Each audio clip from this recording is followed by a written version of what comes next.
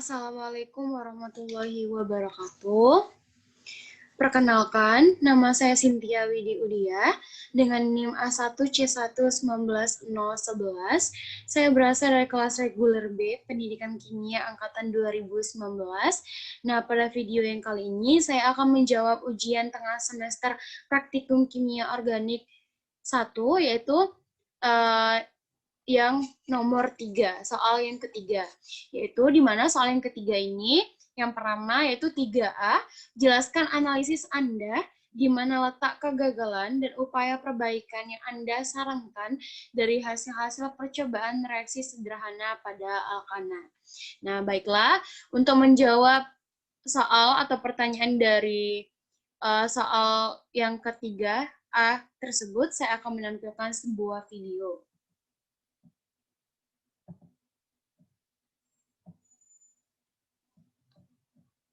Baiklah, ini videonya, jadi selamat menyaksikan terlebih dahulu. Let's start adding our ingredients. We have water, cyclohexane,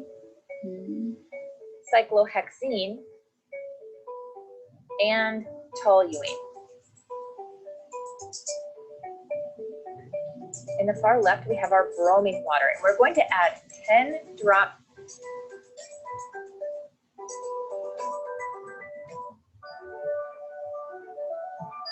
Nah,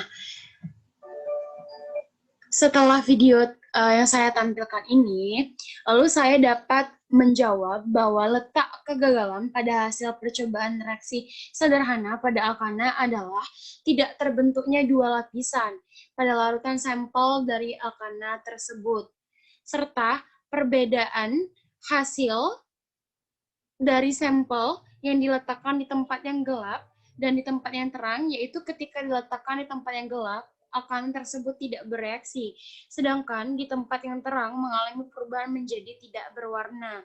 Upaya perbaikan yang dapat saya sarankan untuk hasil percobaan reaksi sederhana pada alkana adalah alkana merupakan suatu hidrokarbon yang tak jenuh karena adanya ikatan rangkap, sehingga ketika dilakukan uji menggunakan bromin, alkana akan memperlihatkan ketidakjenuhannya dengan melakukan warna dari bromin.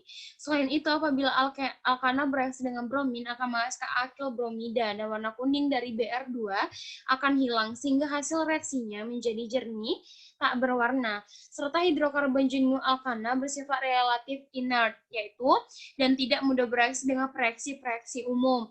Alkana tidak bereaksi dengan Br2 karena hanya mempunyai ikatan yang tunggal, yaitu berupa CC yang berwarna kuning oranye. Lalu alkana sulit bereaksi dengan bromin, namun dapat bereaksi ketika ada cahaya. Nah, kenapa hasil sampel alkana yang tidak diletakkan di tempat gelap tetap tidak bereaksi? Hal ini karena cahaya yang diberikan kurang lama dan tidak menyeluruh. Maka dari itu sehingga tidak dapat bereaksi dengan sempurna. Nah, itulah jawaban saya mengenai soal dari 3A tentang letak kegagalan dari uji coba reaksi pada alkana. Selanjutnya kita masuk ke pertanyaan yang ketiga B, yaitu di mana pertanyaannya, jelaskan analisis Anda di mana letak perbedaan mendasar dari hasil-hasil percobaan reaksi sederhana pada alkena dan alkuna. Nah, bisa dilihat dari video yang tadi, video yang sama. Ini berupa ada water, siklohexana dan toluene.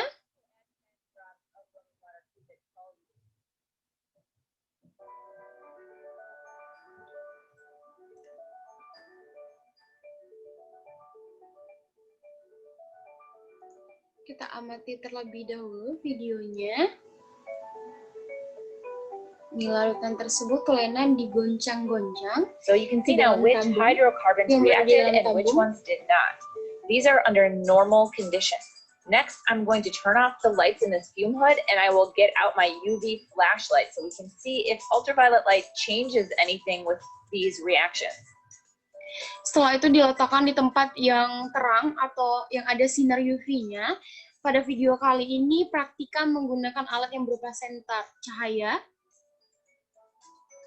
So now you can untuk record mengetahui your perbedaan observations for dari these uji reactions under reaksi alkena UV dan light. alkena Hopefully hidrokarbon you're able to ini see termasuk that alkana the juga cyclohexane ke tempat yang was terang able dan to gelap. react in the presence of that UV light, and so was the toluene. So now that you've seen these reactions take place, I want you to really think about toluene. Did toluene react like the cyclohexane or more like the cyclohexene? What type of reaction do you? Baiklah, pada video percobaan yang telah saya tampilkan tadi, saya dapat menjawab bahwa menurut analisis saya, letak perbedaan mendasar pada hasil percobaan reaksi sederhana pada alkena dan alkuna, yaitu senyawa-senyawa hidrokarbon tersebut hanya tersusun dari atom karbon dan hidrogen yang biasa disebut sebagai alkena dan alkuna dan alkana. Nah, pemanfaatan senyawa hidrokarbon tersebut dalam kehidupan kita dapat melalui reaksi-reaksi pembakaran sempurna maupun tidak sempurna. Umumnya reaksi-reaksi pada senyawa hidrokarbon tersebut adalah bahan bakar yang rutin digunakan dalam kehidupan sehari-hari, baik berbagas maupun B1 peminyak tanah. Nah, dengan cara membuat suatu analisis mengapa terjadi pembakaran tidak sempurna, ciri-cirinya apa saja yang bisa diamati secara langsung. Demikian juga dengan reaksi pembakaran yang sempurna. Nah, ada faktor-faktor pendukung sehingga bisa terjadi sempurna atau letak perbedaan mendasar dari percobaan reaksi alkena dan alkuna tersebut.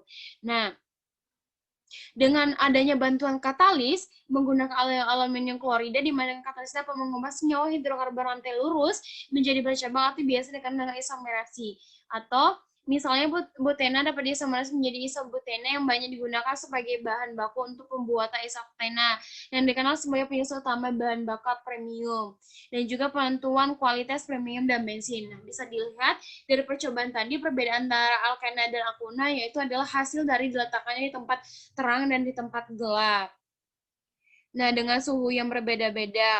Nah, ketika reaksi alkehalida, senyawa hidrokarbon dapat juga diubah menjadi suatu alkehalida yang biasa disebut sebagai reaksi substitusi melalui klorinasi atau brominasi. Ini uji brom yang kita gunakan pada video tersebut di bawah sinar UV atau direaksikan pada suhu yang tinggi sekitar 450 derajat Celcius.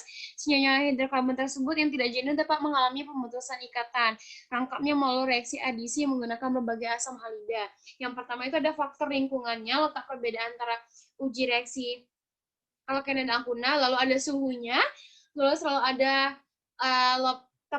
tempat diletakkannya di tempat gelap dan geram menggunakan cahaya, itu juga bisa mempengaruhi hasil dari akhir dari alkunanya, lalu ada kelengkapan dari alat dan bahannya, terus ketelitian dari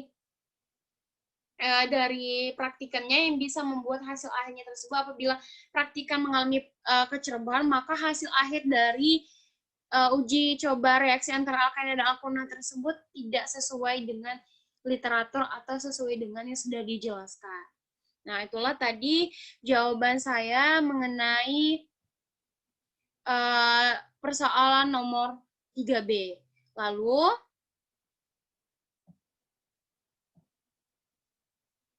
Lalu untuk pertanyaan yang terakhir, yaitu nomor 3 yang C, yaitu dengan pertanyaan, jelaskan gagasan kreatif Anda dalam merancang percobaan pengujian reaksi-reaksi alkana, alkena, dan alkuna.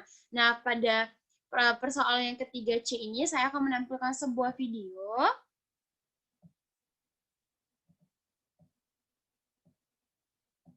yang dapat menjadi rancangan percobaan ide kreatif saya.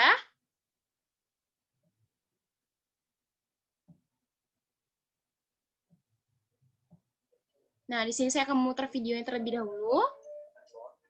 Bawang sebagai atom hidrogen dan gigi sebagai ikatannya. Berikut adalah video pembuatan modelnya.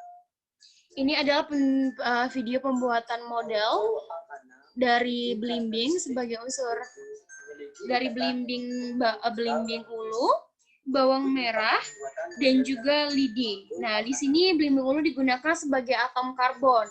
Lalu bawang merah digunakan sebagai atom hidrogen dan lidi itu dipakai sebagai ikatannya. Tetapi langsung saja kita lihat yang pertama, praktikan membuat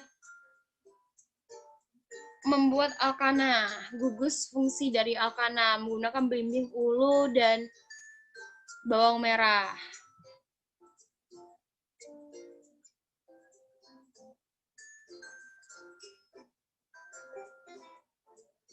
Nah, ini adalah hasil dari gugus alkana. Molekul alkana, di mana ini memiliki satu ikatan tunggal yang lurus. Nah, di sini dapat kita lihat bahwa model yang sudah diperhatikan ini memiliki suatu ikatan yang tunggal lurus pada lidi dan tidak ada ikatan rangkapnya. Dengan hal itu disebut dengan gugus alkana. Yang kedua yaitu adalah gugus alkena. Memiliki karakteristik yaitu memiliki ikatan rangkap dua atau tak jenuh yang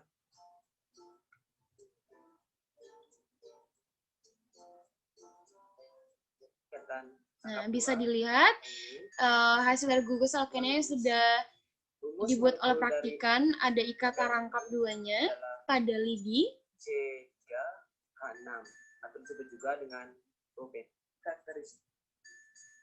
Yang ketiga, yang terakhir itu adalah model molekul dari gugus alkuna. Memiliki ikatan rangkap tiga atau tak jenuh yang lurus.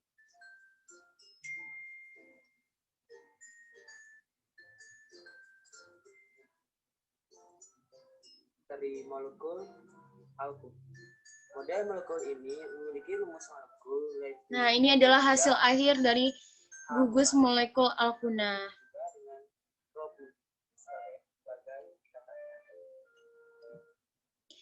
Baiklah,